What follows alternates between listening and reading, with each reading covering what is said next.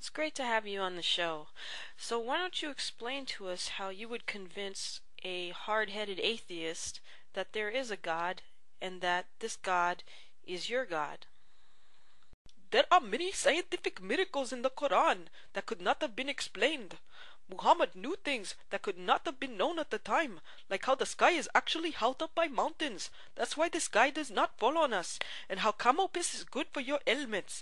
And did you know that the sun sits in the pool of muddy water? Well, Muhammad knew this 1400 years ago. So what have you got to say about that?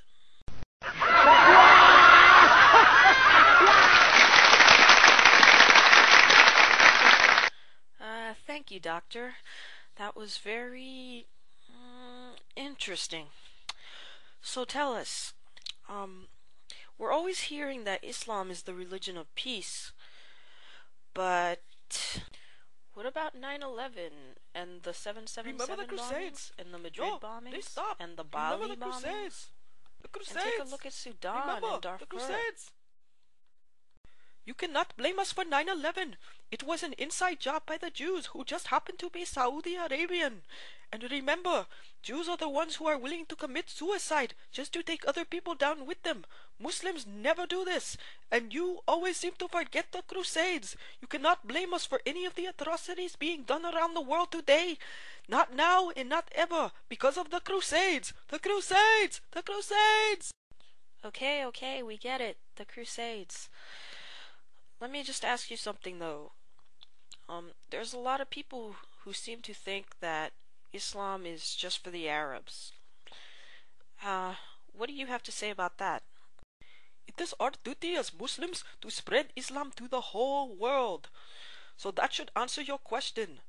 Islam is not just for the Arabs, but for all the people in the world. I myself am an Indian, and I am a Muslim.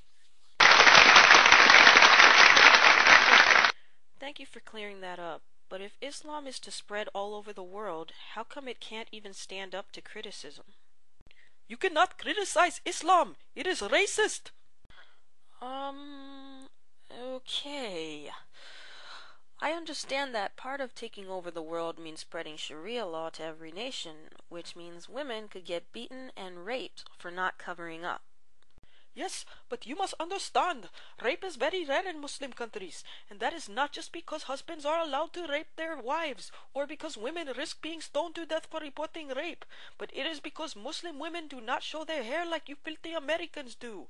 If a woman does not cover up, then she is telling the man it is okay to rape her, and that's all we can think about. We are just animals after all. Thank you, Doctor.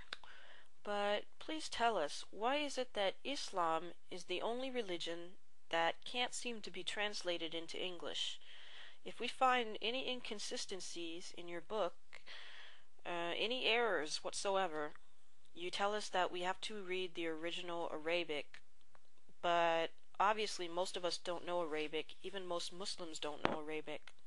Islam is for everybody, but Arabic is the only language that Allah speaks, and that is why we only pray to Him in Arabic. It is an insult to pray to Him in any other language, because Allah cannot understand you. And no, you cannot criticize the English translation of the Quran, even though we Muslims criticize the English translation of the Bible, but that is besides the point. Islam is for everyone. Wow, so Doctor, are there any final statements you'd like to make to our audience about why Islam is the truth? Yes, we know that the Quran is the truth because Muhammad said that the Quran is the truth. And we know that Muhammad is the truth because Allah said that Muhammad is the truth. And we know that Allah is the truth because the Quran says that Allah is the truth. So I invite you all to convert to the truth of Islam today.